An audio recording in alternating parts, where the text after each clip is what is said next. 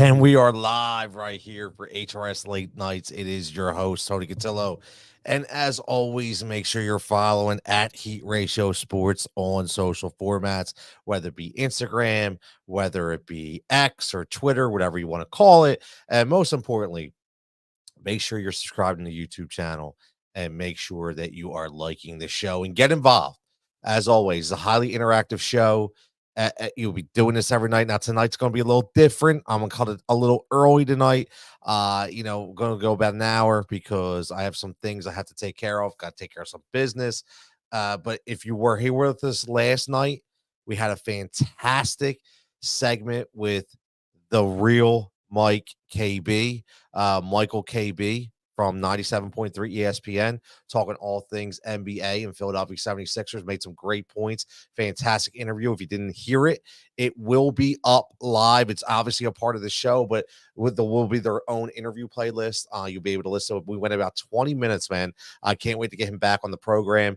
And tomorrow night, make sure you're tuning in tomorrow night at 11:15. We have the great Chris Franklin on from NJ.com.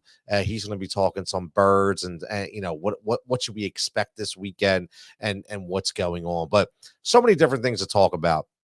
And like I've always said, I want to get into something different. If there's a topic that you want to talk about that you don't see that's part of the description, by all means, man, we could go, baseball history. We can go football history. We could talk about the playoffs.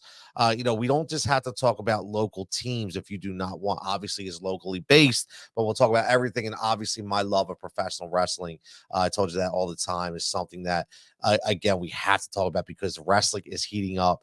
And shout out again tonight to one of my favorites of all time, favorite female wrestlers, Deonna Purrazo, New Jersey's own, trained in the Monster Factory, and makes her AEW debut tonight. The Virtuosa is all elite, and for my money, she has one of the best gimmicks in the game that's so underrated that nobody's even paying attention to, which is great. But obviously we got into a lot of Eagles talk last night, and we talked about what's actually going on. What can we think? Is it fixable? Is it the head coach? Is it the players? Who's more important? Is it the head coach or the quarterback? There's a lot of great opinions put out last night, and I'm just wondering if things have changed now, right? And I wonder if things have changed only because, again, AJ Brown speaks. And was he righteous in what he said? Do you believe everything he said? A lot of people calling out. Listen, let's be honest. A lot of people are calling out Marcus Smith's article, right? A lot of people are calling it out, and a lot of people are calling him out. AJ Brown was calling him out. I'm interested. I am, and I'm going to tell you something. I'm going to try to get Marcus Hayes. I said Marcus Smith. I'm sorry.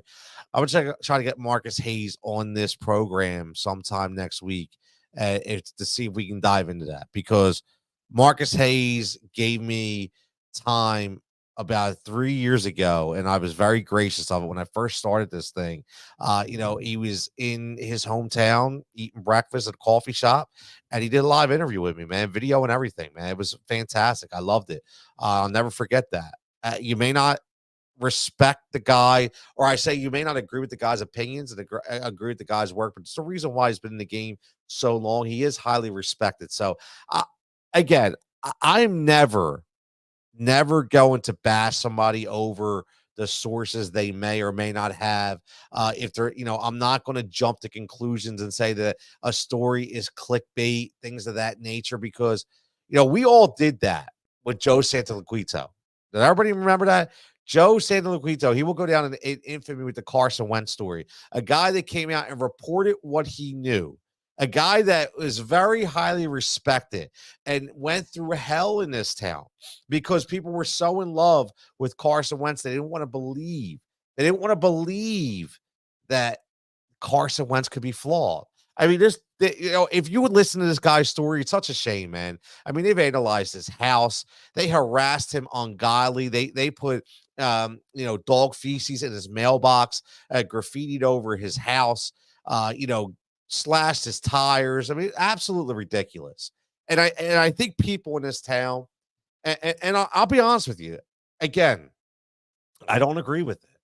I don't agree with bashing people. I just don't. Like, at the end of the day, I don't care if you have 10,000 followers. I don't care if you have 50,000 followers. I don't give a shit what you have. But what I will tell you is these guys have not built a living off of clickbait. These guys have built a living doing it the right way, whether you want to believe it or not.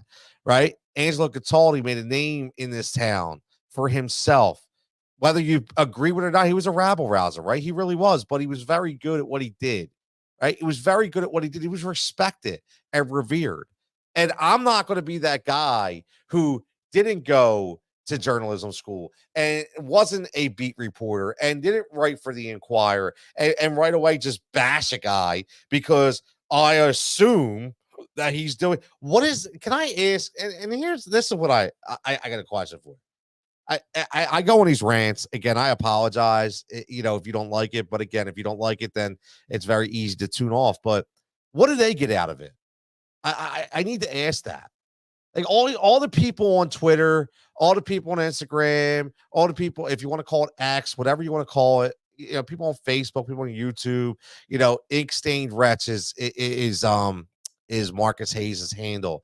And everybody wants to beef at him. Everybody wants to say it was clickbait. For what? Bro, my man's already made it. What's he need clickbait for?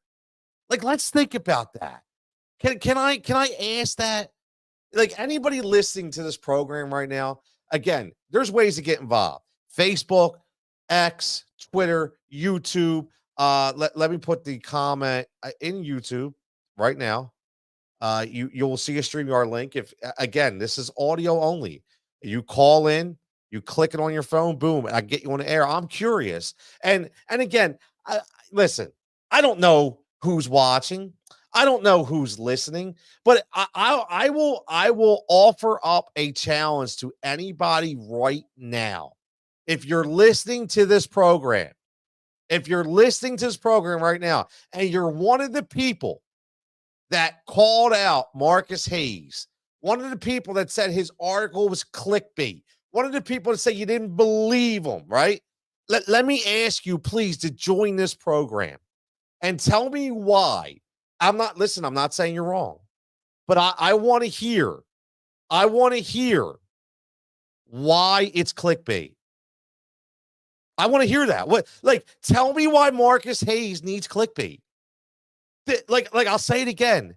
Marcus Hayes has been in the business for 20 plus years. Marcus Hayes was running the morning show with Angelo Cataldi his last couple years. Marcus Hayes has transitioned from writer and he's starting to do more on WIP. Marcus Hayes has made it. He doesn't need clickbait, bro. Like, seriously, that's what I don't understand. So before everybody goes out, it's looking for clicks. For what? You know who's looking for clicks? The guy who says, hey, my name's Vito, and I got a source that's saying that AJ Brown, some dude you never heard of, that's who's looking for clicks. That's who needs clickbait. He needs followers. Marcus Hayes doesn't need that. Marcus Hayes doesn't owe you anything. You can have your opinion, but man, stop running people down like that. I got no allegiance to Marcus Hayes. I'm just saying, like, it's constant, and it makes me insane. It does. I don't understand it because, in essence, here's what I will say to those people who I can tell you right now will not have the balls to jump on this program. Or if they do, I would love them to, but they don't. I know they don't, because I would ask them the same thing. Because I would say to them, well, let me say to you, buddy, or girl, or whoever it is, right? Whoever this person is that would try to want to battle me and understand why they're saying he needs clicks. I would say that maybe you need clicks. Maybe you need the clickbait. Maybe, because guess what? When you start tagging people, right? Think about this. Let's play devil's advocate here. Okay, I see what you're doing.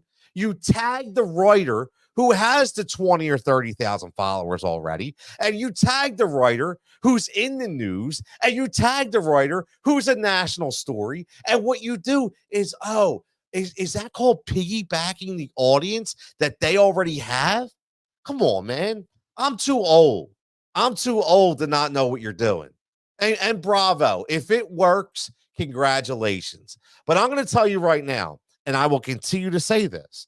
If you're listening and you're just starting to get into business, okay, if whoever, I'm going to say this right now, and again, you could call me what you want. You could say, I'm out of my mind. You could say I'm completely false. But all I will say is, if whoever you're contributing for, whatever network you work for, whatever outfit, station, podcast you work for, and whoever that you contribute to, whoever the leader is of that place, if they're telling you to go create an argument and go bash somebody's credibility that's made it in the business to make a name for you, I'm telling you right now, you better run far. Run far and get the hell out of there, because that is not a way to make a name for yourself in this business. Okay? Listen, there's a way to go about it. If you want to disagree with what Marcus Hayes says, fine. If you want to say, you know what, I just don't believe it. Like, he could be right, but there's no way in my mind that somebody said that. Maybe he's interpreting it wrong. I don't know. Maybe he thought he heard something that he didn't. But to say that the dude's trash, to say that he's a loser, to say that he needs clickbait, you guys are out of your mind. You need to get a life, man. Seriously. You do. You need to get something else to do. That's my rant for tonight. I apologize for the people that are listening right now and saying, what is this dude talking about? It just annoys me to no end where people justify their social existence on social media, specifically by bashing other people and basically strangling their followers to be part of their community. And I can't stand it, because that's what it is. It's all fabrication. Nobody wants to do things the right way, and it makes me, it disgusts me. It makes me sick. I'm sorry. I will say this: credibility and authenticity will always win out. I'm telling you that right now. Credibility and authenticity will win out. You're not going to, at the end of the day, guess what? You may go viral. You may have this great story. You have a great meme. You may have I do this great TikTok video up there. That's fantastic. Okay, that's great. Guess what? They're not gonna remember you a year from now. They're not. They're not going to remember you. You're going to have your price of fame. And guess what? You know what you're going to do? You're going to go back to playing your video games. That's what you're going to do. But the people like a Marcus Hayes, okay, that have paved the way for other people, other people, okay, they're the guys that are going to be remembered, and they're the guys going to be revered. It's simple as that, man. It's simple as that, and that's my spiel. I'm sorry. Adam, what's up, Adam? Checking in. Javon, you're using logic, Tony, which doesn't happen all the time. I try, Javon. It just kills you, man. It does. Negativity and bashing thrives on social media, especially. It is, especially when discussing sport. It just bothers me. It just does. Like, who gives you the right? It's more than freedom of speech, man. Like, who gives you the right? Seriously, like, at the end of the day, like, to call somebody a loser, to call somebody garbage, to call somebody trash, like, come on, man, like, stop, and then what do you think? You're proving something to that person because you tagged them in a tweet? No, we know what you're doing. You're tagging them so you can leech off of their audience that they already built. We're not stupid, man. That's childish. It's ridiculous. So, honestly, I hope I could get Marcus Hayes to come on this show. Marcus Hayes has been very cordial towards me over the years. That's not why I'm on this rant, because I can tell you right now, there's other people that I watch people talk about all the time. I've refused to work with certain people because I will not go down that route. I just won't. That's not the name of this game, man. Like, let me ask you this. Like, at the end of the day, you're allowed to have your passionate opinions, and you're allowed to have your takes. It's rightful, right? And it's what social media is all about. And I love every minute about it. I do. I love it. But do you really think that a credible place would hire you to do something that's credible? Do you think that? No. What are you to them? You're bad business, right? So you have to figure out what you want to be. Right? You do. And if that's what you want to be a basher for the rest of your life, and you want to build up a fictitious following, and you want to fabricate arguments, and you just want to run people through the mud because, hey, look, Johnny followed me today. I got 12 followers, man. Congratulations on my follower anniversary. Like, give me a break, man. Like, at the end of the day, that's not what you need to build. Now, it's all about engagement, right? If you think it's about following, you're sadly mistaken. It's about engagement, right? I would vet. Look, I can tell you right now, I have 3 people that wrote a comment so far. 3. Okay. One of them's Adam, one of them's Javon, and one of them's my man Fuji. Okay. And I value all 3 of those guys.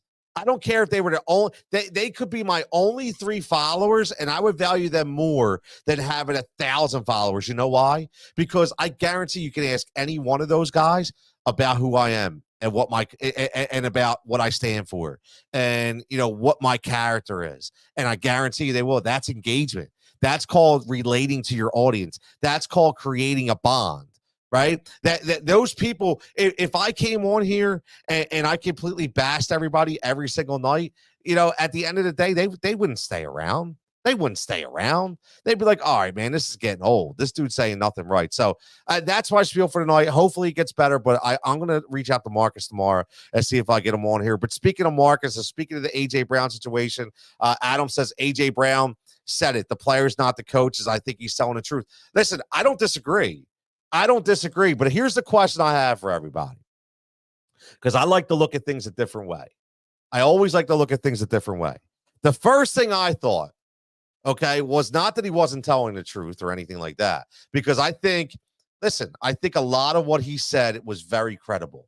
I think a lot of what he said was, all about frustration and about exactly what I said. Like, if he's going to say something, it's going to be misconstrued. It's going to be taken the wrong way. It's going to be taken out of context. So if, in his mind, I don't think he was saying, I got nothing good to say. Like, I'm going to be a completely negative person. I think it was like, no matter what I say is going to come off in a negative connotation, because that's the way that the media is going to portray it. But what I really dove into was when he talked specifically about how him and Jalen were the ones that went after that long shot down the field, where he said that Coach Sirianni stuck up for him and said they were trying to draw a pass interference play.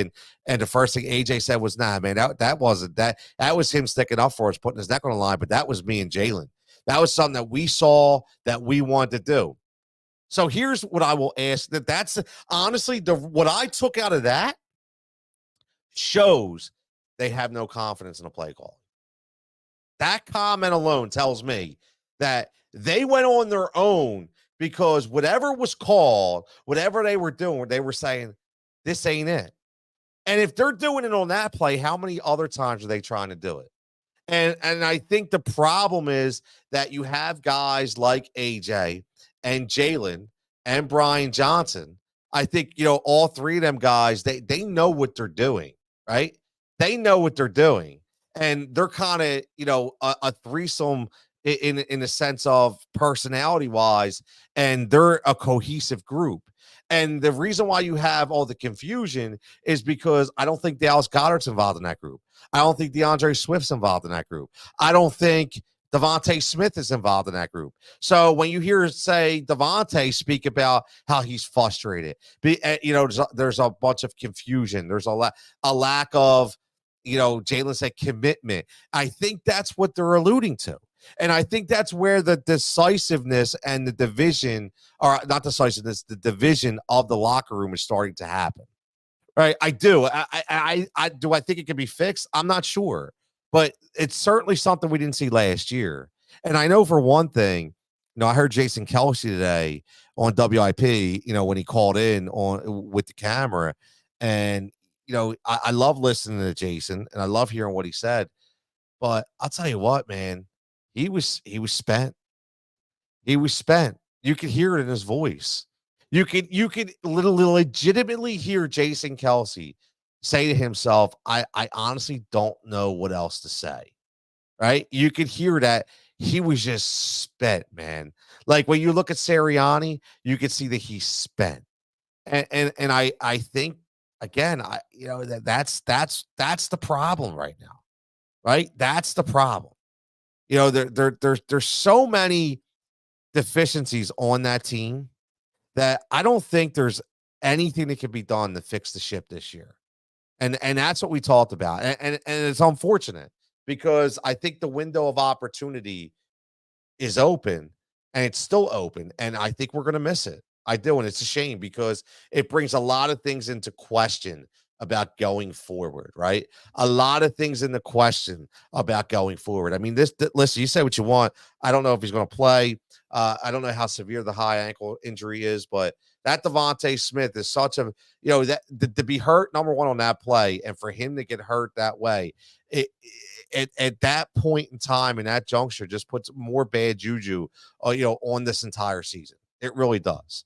Javon says they just had to survive at this point. Maybe they win one playoff game, but how do they even do that? Exactly. Right. They, again, like, and that's why, Javon, I think that everybody's talking about, Nick Sirianni being on the hot seat. Like, I don't think there's any way he can't be. Like, this is a business. I say this all the time. This is a business, and you have to do what's good for business when you're the general manager and the president of football operations. And Jeffrey Lurie and Howie Roseman, whether we agree with them or not, have to do what's best for business. They have to. Fuji says, Tony, do you think AJ's running himself out of town? Listen, I don't. I really don't. I think that, I think AJ Brown is a very competitive person, right? We've all been there. I mean, you think about it, Fuji. I mean, as frustrated as we are, I think you heard it in his voice. I think you heard him, very heartfeltly say, listen, man, I want to win. He wants to win. And listen, it's his boy. Jalen's his boy.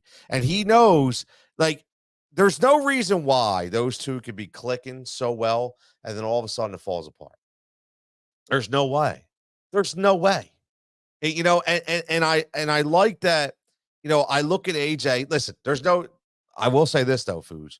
There's no discounting the fact, and I talked about this in the beginning of the year, okay? And everybody said, "Oh, I'm not worried about it." But there's some lingering things. You think about AJ Brown signed a 4-year contract, right? He signed a 4-year contract, and if I'm not mistaken, Devontae Smith has got his option year next year.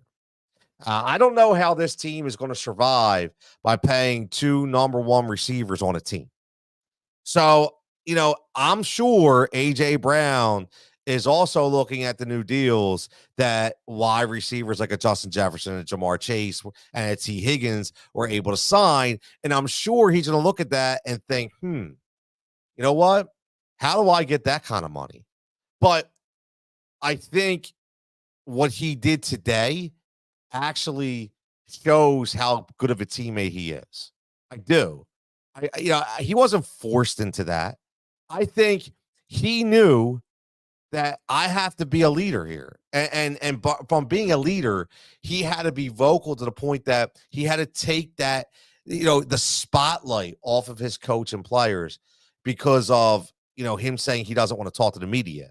Right. And all the speculation that came out of it, he felt it. He knew. And he was like, you know what? I need to get this off of them. So that, to me, I think he showed how good of a teammate he really is, how good of a leader he is today. Whether we agree with what he said or not, I just think AJ wants to win, man. He does. And I think, I do believe that he was frustrated that Devontae got hurt. Like he said, we need Smitty.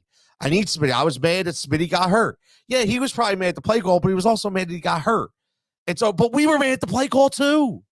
Like, well, I don't understand why everybody's like mad at AJ Brown for being frustrated. Shit, we're frustrated too.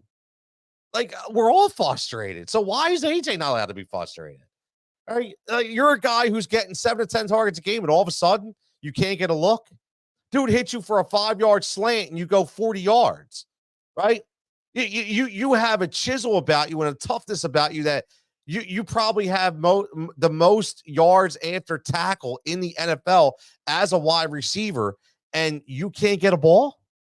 You can't get a ball. You don't think he's looking at that? You don't think he's looking at, damn, Julio get two. Okay, that's good to score, but where's AJ at? Like, again, it's not because he wants the numbers. It's because he knows how good he is, and he knows that what we know. It's okay to be confident and say, guess what? I know if I get the ball more, we win more games. And that's all he wants, man. It's all he wants. Javon says we saw Hurts look fussed. Yes, because he knows too, man. Like he knows too. And I'm very curious about this whole Brian Johnson thing. I am. Do we think there's some animosity going on between, you know, Nick Sirianni and possibly Brian Johnson? Like who is really calling the plays? Because what Javon says makes me think. So if AJ and Jalen are frustrated at the play calls, what doesn't make any sense to me is Jalen wanted Brian Johnson to be the offensive coordinator because he had a great relationship with Brian Johnson. And he knew that Brian Johnson was the reason why he had such a great year last year. So all of a sudden now, that guy, like, let's think about this. How all of a sudden, Brian Johnson forgets what makes Jalen Hurts so good. All of a sudden. Like, do you see that? Am I dreaming here? Am I talking out my ass? Please tell me. Like these are the things this is the way my mind works. Okay. Because I think about, for me personally, if I'm a coach, right? So let's just say I, in soccer, I have a kid named Johnny. I always say Johnny, little Johnny. I love saying little Johnny. Right. So little Johnny is the best striker on the team, and I'm an assistant coach, and the head coach leaves. And I work with Johnny, as a striker. And I knew what his limitations were. And I knew that little Johnny was able to get up into the offensive side of the field and get beyond the 50 back to, be able to recover on defense because he was that quick and that fast. Right. I already knew that. I knew he could do that. So, and he was the focal point of our offense. He would get up over the 50 once that ball crossed the 18, and he would sit out about 20 yards, and he could hit the top left-hand corner with a soccer goal. And all of a sudden, the head coach leaves. They promote me because little Johnny says, listen, I really want Coach Tony to be the guy. Coach Tony knows what I do, and I'm the captain of the team, yada, yada, yada. So Coach Tony takes over, and Coach Tony, all of a sudden now, he's going to say, nah, you know what? I like you better just sitting on defense and not playing the offense side of the ball. Why? Why would I do that? So why would Brian Johnson call plays and make Jalen Hurts look like the Jalen Hurts that some people expected him to look like? Why would he make Jalen Hurts uncomfortable? That's what doesn't make any sense to me. I don't understand it. It actually makes zero sense the more I even say it now and think about it. Brian Johnson again. Brian Johnson was his guy. Brian Johnson worked with him every single day. Brian Johnson, it's like Frank Reich when he worked with Carson Wentz, right? Like it's the same kind of deal. So now all of a sudden, Brian Johnson doesn't know how to put Jalen Hurts in the best position to be successful. Does that make any sense to you? I must be out of my mind because that's what I think about. So I'm just curious. If you're listening, let me know. Let me know what you think. Again, I look at these things a different way. I don't want to have the same arguments as everybody else. I will if I feel the same way. But again, it doesn't make any sense to me. It doesn't. And it makes me look at, the fact that something else is going on. Adam says maybe Brian Johnson wants to call plays that Jen is comfortable with, but Sirianni wants something different. And that's what I keep thinking. That's where I'm leaning, Adam. I'm leaning that this is Sirianni's fault, not Brian Johnson. I don't, and here's the thing too. Think about this. I'm glad you said that, Adam, because think about this. You go back and watch that. I think it was like 13-minute press conference that it wasn't really a press conference in front of the locker room with AJ Brown. First thing he said he said, I know Coach Nick has a few things he knows he needs to work on too. What do you think he's implying? So think about, when you think about that, I'm taking that out. I'm taking out, and again, it's just speculation. And for all the people that, say, people say, yeah, that's what we do. We speculate. Am I saying it's wrong? It's right. No, I'm just saying it's what I feel. It's an opinion, right? And it's okay. Like, everybody's allowed to have an opinion, but you're trying to connect the dots here. It's almost like you have to be like a psychoanalyst, and you have to sit there and think about, what this person's thinking, what that person's thinking, and try to figure it out and say all together, how did this go so bad so fast? And all of a sudden, all this animosity within a locker room that we talked about as being one of the best ever.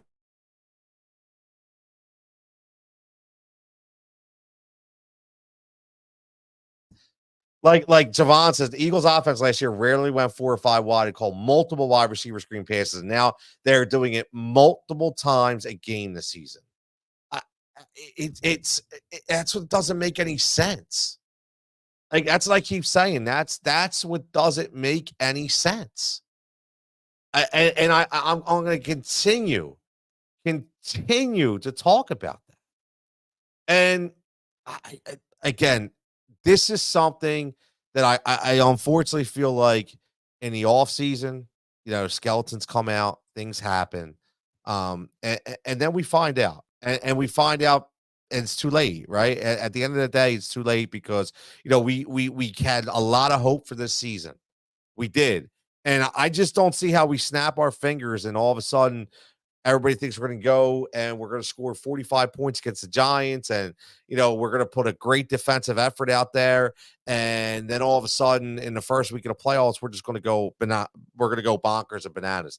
I just don't see that happening. I don't. And it sucks. It sucks because I am so like, I'm so less excited about these playoffs now.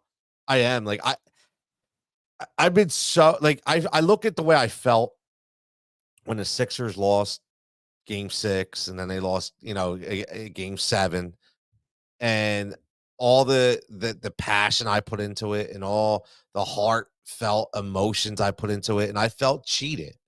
I did. I felt cheated, and I was like, I'm not. Like, I legitimately gave up my season tickets. Like, I couldn't do it anymore. Like, I just was like, I need a refresh, man. Like, I put a lot into this, and I feel like I've been let down multiple times. And we go through that in life. And look, I'm glad that they're playing the way they are right now, and I'm glad that Joel Embiid has finally decided to grow up a little bit and get off of social media and stop making mockeries at games and interviews and just going out and being the absolute dominant stud we all know he can be. That's all we wanted Joel Embiid to be, right? And he's doing that right now, and I'm glad. I'm glad for it. We're witnessing history right now with Joel Embiid. And we talked about that last night with Michael KB.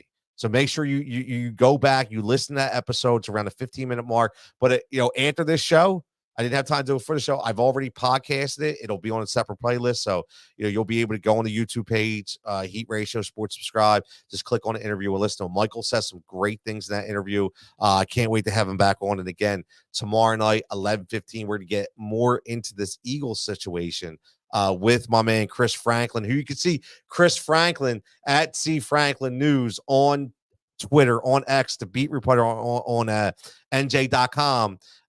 Fantastic person. Love his grind, love his information, love his writing style. He's been a guest on me multiple times. And if you go back and watch AJ, I can't wait to tell, man, like, I see him right there, man. He was front and center for AJ, man. My man is, and I will say this about Chris Franklin. This is what I love about him. He's finally getting the notoriety I feel he deserves, man. Like, yeah, I had him on Sirius with me a few times, and I had him on the Final Judgment when I was doing that, and I talked to him all the time. And I love Chris, the way he works, and he gives you the information. He's not, again, he's not biased. He's giving you, he's putting in the work, man. And now you see him on the round table, you see him on CBS radio. I saw him on, he was on Football Diehards, which I love, man. He was on Football Diehards with Bob Harris on Sirius. Like I honestly feel like I opened him up to that a little bit, which I'm glad. That's my goal. Like I love watching good people succeed, and Chris is one of those guys. He is a great writer of foods. He really is. And again, I talk like this, and I'm being honest because I said it last night with Michael KB. I mean, these guys have the hardest job in sports. A beat reporter's job is the hardest job in sports. No matter what sport it is, no matter what you're a beat reporter of, it is the hardest job. You are on the go nonstop, chasing stories, chasing content. You got to try to be the first one out with a story. You're constantly writing. Now you have the digital aspect to it. You got the social media aspect to it. You're getting paid like shit because you're trying to make it, right? So you don't have anybody helping you. You got to figure out how you can promote, how to get on social media, how to get your articles out there so you get the views, so you could show your editor that, look, people are reading, right? You're trying to do it all, man. Like, it's not easy. That's why I respect these dudes so much, man. And I try to give them any opportunity I can. Listen, I'm just a low level guy, man. Like, I'm just a low, but if I can open them up to like 5 or 6 different people to read their articles and to see how good that they really are, I feel good, because I feel like I'm doing my job and I'm doing them a service. At least I'm giving back to them for everything they've showed me or the time they've given me. So make sure you're following at C Franklin News on X if you're listening to the program. Fantastic reporter for NJ.com for the Philadelphia Eagles. Now let's transition a little bit, because I told you I'm only going to go to midnight tonight. Listen, full transparency. Listen, my daughter needs some help. So when the daughter calls, man, listen, when your 23-year-old daughter still needs help, I don't mean anything bad. She wants me to hang a closet rod for her in her closet. But when she still lives at home and she's doing great things and she still needs her dad at 23, man, I'm answering that call every single day. So it's like, yeah, guess what? You know what? Yeah, I'm going to cut that show short tonight because I'm going to go hang a curtain rod. Hell yeah, that's what I'm going to do. So let's do this. Let's swing over to the Philadelphia Phillies. I want to swing over to them because I think that the Phillies are becoming the forgotten team right now in the town. I think because obviously they're not doing much in free agency yet. They obviously they were linked to the Japanese superstar, we pitcher, and we don't know how much they offered, but we know they were in the conversation. We know they signed Aaron Nola, re-signed $172 million. We know that they optioned to keep Bryce at first base, which says goodbye to Reese Hoskins. I know you saw the pictures of Rojas, being in the batting cage. There's the rumors about Josh Hader. I know people were up in arms because Chris Sale goes to the Atlanta Braves, and I love Chris Sale, by the way. I do. I love Chris Sale. I think, it's a perfect scenario for him to go to Atlanta. It really is. The biggest enemy, or his kryptonite over the years, has just been health. Like, if Chris Sale stays healthy, Chris Sale is an absolute stud. Like, legitimately, Chris Sale, if he doesn't get hurt and doesn't have the litany of injuries that he's had that hinder him over the last 6 to 7 years, he's a Hall of Famer. I'm telling you right now, his stuff is that electric. He just can't stay healthy, right? So what I want to ask you, because I thought this was a really, really good point and a really good question. I was on the Philadelphia Sports Podcast with Jeff Warren. Love that guy, his grind, what he does. I love being on the program with him. He does so many different things. And he asked me a question, and he said to me, if you had to pick one guy in Philadelphia to be the next star, who would it be? And it was all four teams. He said, if you had to pick one guy to be the next star in Philadelphia, who would it be? And I went right to the Phillies. And I said one name. I said Alec Bohm. And he said, wow, really? I said, listen to me. Listen. You have to look at this. And Joe, I see you checking in. Joe, out of everybody right here, and this is no disrespect to anybody, but I value your baseball opinion like no other. I do, because I know you're into it. I know you work your ass off with your son. I love seeing him on the bump and seeing all the stories. So let me know what you think about me saying that Alec Bohm will be the next star in Philadelphia. And I'll tell you why. And again, that's Adam. You check in, Javon, if you're still listening. Foods, what you think? I go to Joe because I know Joe is a diehard, man. Like he breaks down the game of baseball on Twitter in a very sarcastic kind of way, which is great. But he knows his shit, man, which I love. So I look at Alec Bohm and I look at a guy who's, again, what makes a star? I didn't say superstar, but what makes a star? Right? A star, first you need to become a leader, right? And you have to show that you can battle through adversity. And I don't even think I have to go into how much adversity Alec Bohm battled through, okay? But you look at his size, you look at his tools, you look at a guy that continues to strive to get better in all facets of the game. He plays one of the most prestigious positions in Philadelphia, obviously because of Michael Jack Schmidt, right? Third base. And he plays a position at the hot corner that is very susceptible to stardom all around Major League Baseball, past, present, and future. He has a long swing. He can hit for power, and he can hit to all sides of the field. So I look at him and I say he's literally one kink away, right? One kink away to consistently hitting 25 to 30 home runs every single year and knocking it about $115. And I'll tell you right now, man, and he's going to hit like 290. Right? Like, think about that. You have a guy on this team right now in Alec Bohm that if he continues to work and continues to listen and buy into what Kevin Long is preaching. And you know what? I just looked at your comment, Joe. Exactly what you just said. If Kevin Long, and you mentioned it, if Kevin Long continues to preach a high finish on Bohm swing, he could hit 30. When he finishes high, he creates the backspin to go yard. He's too tall to not finish bigger. See, I'm going to be honest with you, man, and I'm going to make Joe chuckle a little bit, maybe blush, but this is exactly why I asked Joe. That breakdown, again, that's a breakdown right there. That's not because he's just thinking it. He like when you hear him talk about creates backspin to go yard, to finish high on his swing, Joe knows his shit.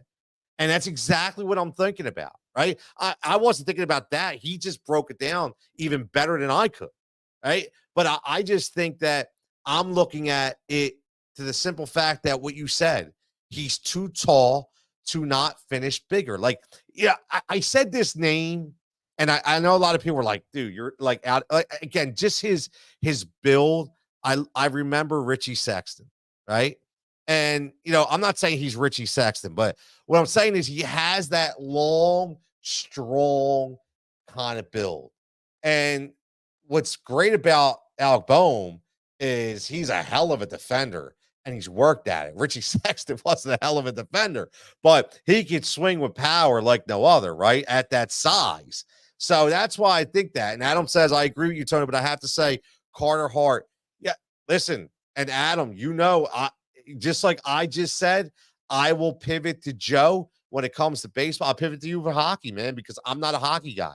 But I do know Carter Hart, for all intents and purposes, we needed a goalie in this town for so many years, and he is playing out of his mind. And Tortorella has that team out there finally with an identity, right? And again, not to bring this back, and Foods, I'm going to get to your two questions in a minute, but not to bring this back to a football conversation, but I just brought up Tortorella, right?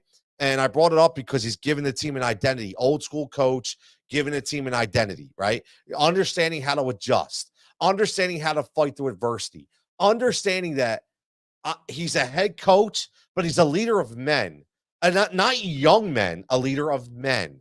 Like, these aren't 8-year-olds. These are established men. And I say established because even if you're 21, 22, doesn't matter. You're established because you played through an entire lifespan in the hockey ranks, in the football ranks, because we talked about this on the show earlier about sports being a year-round thing, right? So you're already seasoned, right? So Tortorella has instilled that kind of culture, which is why I say that if I had an opportunity, right? If I had an opportunity, I throw every single asset I have if I'm the Philadelphia Eagles and I go get Mike Tomlin.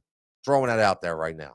Like, I don't want to open up. I'm just telling you right now because Mike Tomlin creates culture. Mike Tomlin creates an identity. Mike Tomlin knows how to win. Again, he's going on a 17th year now. This will be his 17th year without a losing season. Never had a losing season as a head coach. 17 years. Dude, he's 9-7 right now with that dreck of a team. 9-7. That team has scored the 4th fewest points in the NFL, and he's still 9-7. Possibly going to be 10-7. Man, I love Mike Tomlin. But yes, to get back to Bohm, Javon, yeah, he has the clutch moments, plays with energy and passion is a huge thing, man. Bohm reminds me of Jason Worth, Adam says. I like that comparison. I do. I think that's probably a better comparison than Richie Sexton. I really do. So I look at that. Now again, if you think somebody different, Adam said Carter Hart. Doesn't have to be a Philly. I just looked at, because I can't say Tyrese Maxey because I think he's already a star. Right. So he's not he is already a star. Who's the next star? I'll tell you what, and I'm going to plug myself here. Make sure you're subscribing to the Blue Coats Beat. Just type in the Blue Coats Beat podcast. Myself hosting with Coach Joe. We have another episode coming up in a week or two. I think we have a couple really good guests coming on, but look at the up and coming. How about Ricky Council? Like, legitimately, if you've watched, and I know Javon's watched it, if you watched any Blue Coats games and you watch the energy and the athleticism and the ability to play both ends of the court, you see Ricky Council is a budding star. And you know what I love, and where I would bring him up? Okay, you know why I bring him up? Because just like Alec Bohm, he has face aversion. Here's a guy, right, who had to work his ass off, right? Came out of Arkansas with a ton of question marks. He went from first round to possibly not even being drafted, right? I mean, he fell through the cracks. He had to work on his 3-point range. I think he shot like 27%. He's shooting over 40% this year. He had to work on his defensive ability because he was so athletic, but he had to work on being able to play both ends of the court. He's worked on that. He continues to work on that, right? Continues to work on that. And you see he's getting better and better. I think he is the next star on the Sixers, man. Like, if you talk about, we go team to team, you have Carter Hart. When it comes to the Flyers, agreed, right? I like Alec Bohm when it comes to the Philadelphia Phillies. I love Ricky Council because I'm going to add in the blue because he is a two-way player. So I add him into the 76ers talk. I love that. And, Eagles, Adam says, could be Kaylee Ringo or Witten Witten Covey. So, again, I like Covey, man. I do. He brings back those old school Phil McConkey kind of vibes, right? If you know Phil McConkey, man, Phil McConkey was a hell of a kick returner for the New York Giants, along with Dave Meggett, obviously. Dave Meggett was probably even better, but Phil McConkey was the man. So, again, that's who Britton Covey reminds you of. But, Kelly Ringo or Kaylee Ringo, listen, I like him a lot. He's probably one of the only Georgia Bulldogs that actually is panning out right now. I guess we can't really put the onus on Nakobe Dean because he's been hurt most of his career here. And we can't really go against Jalen Carter yet because he's still a rook. And Jordan Davis, I think, again, draft blunders, right? I said before, I'll say it again. I wanted Kyle Hamilton. I still think Kyle Hamilton should have been a pick. And I think that's, that shows, up on the roster because then you don't have guys like Reed Blankenship playing out of his I would say his ability, because that's kind of what it is, right? Javon says that the Eagles ran the ball. Swift could be. I agree with that. I think, I do get a little concerned that he gets run down so easily. But again, at the same token, I think maybe that's because he's never been utilized, as a bell cow kind of back. So I think that, if your body gets used to being utilized like that, maybe you wouldn't be that winded. So I think that goes hand in hand. But yeah, I'm looking forward to the Phillies this year. And Foods, let me get back to you. Is there any more news on re-upping Zach Wheeler?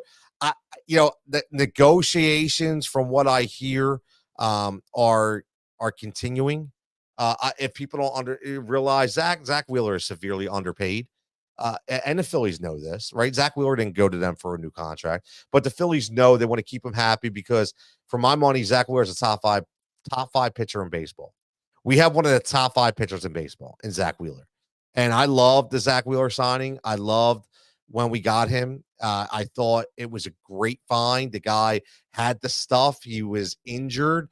And I remember, man, I had what is his first name? I think it was Joe Brown, maybe Joe Brown from New York radio. I had him on afterwards, and he told me, "Listen, Tony, the problem with Zach, I wouldn't have given him that money." He said, because he has shown he can't stay healthy. But he did say to me, if he's right, he's dominant. And I watched some film on him, and I was, if you go back to any shows I did when we signed Zach Wheeler, I was ecstatic over Zach Wheeler.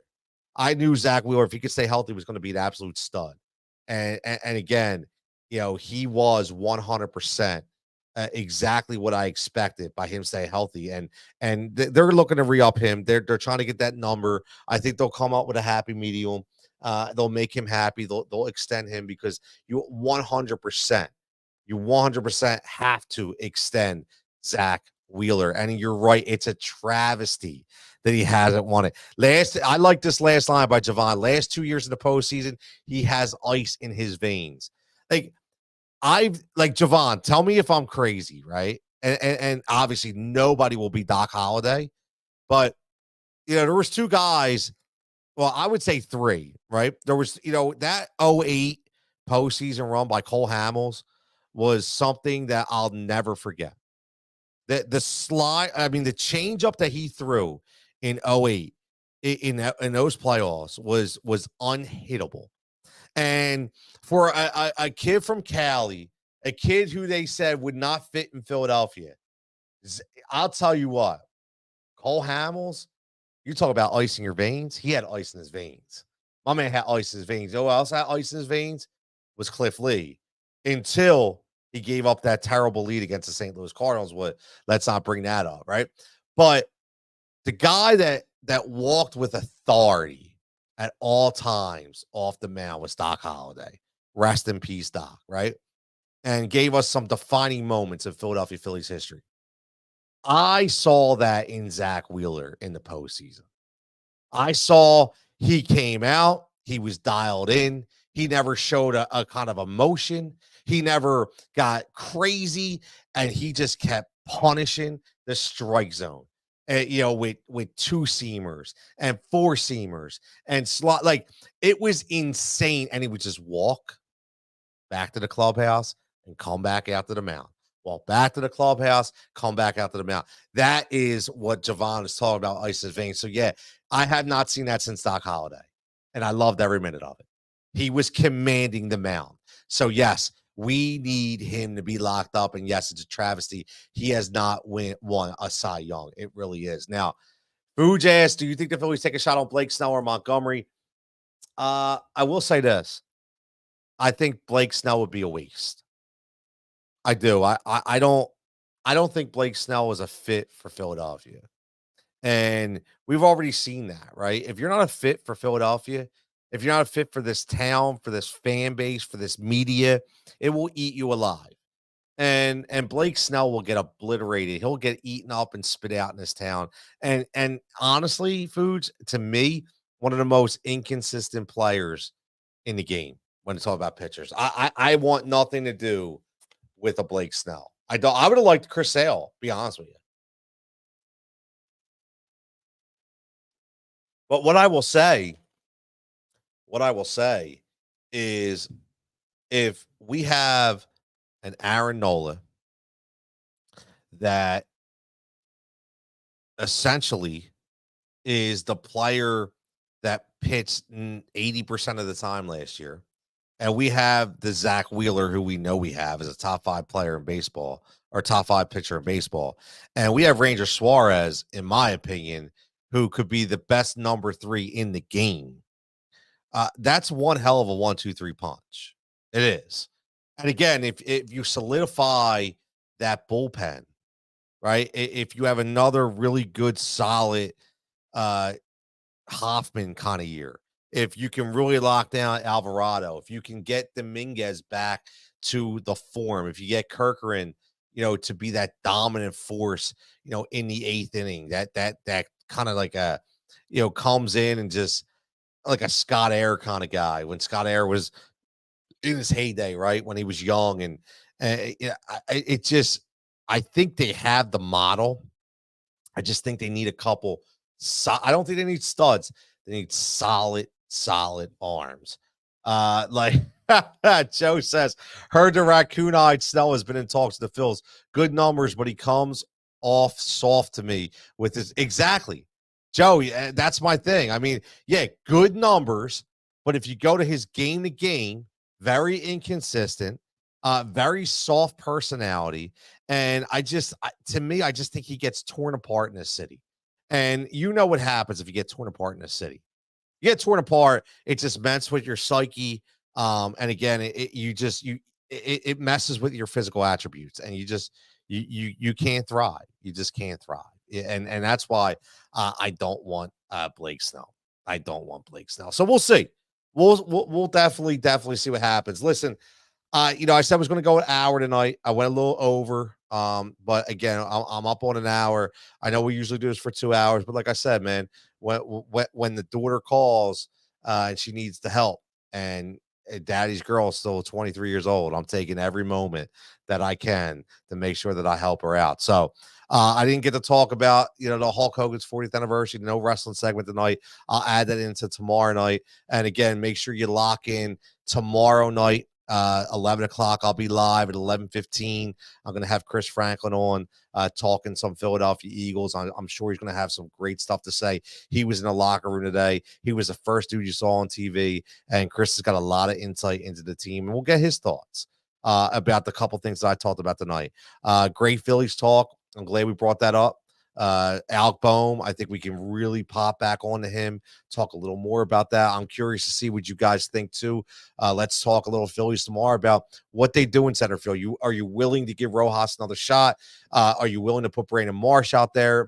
My opinion, to be honest with you, I think you need to put Kyle Schwarber as your 100% DH. Brandon Marsh needs to go to left field, and I think you really need to make a play for a really good center fielder, because I still don't think Rojas is ready. I think he's a year or two away. So that's my opinion. I'd love to hear that from you guys. And I want listen.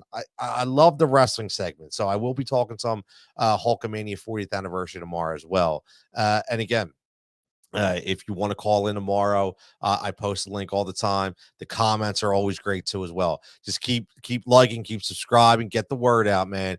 HRS Late Nights with Tony Cutillo. But again, we're all one family, we're all one community. So I appreciate all the support. So I'm trying to build this thing big. I have a lot of big things up the pike coming up. Possibly a really good show coming with a fantastic co-host. She is unbelievable. We're in talks right now, and I hope we get that rolling. So if we do, it'll be another great show on this network. So Heat Ratio Sports in 2024. Like I said, everybody stay safe. I always say stay healthy. Health is number one, and I'll catch you back here tomorrow night.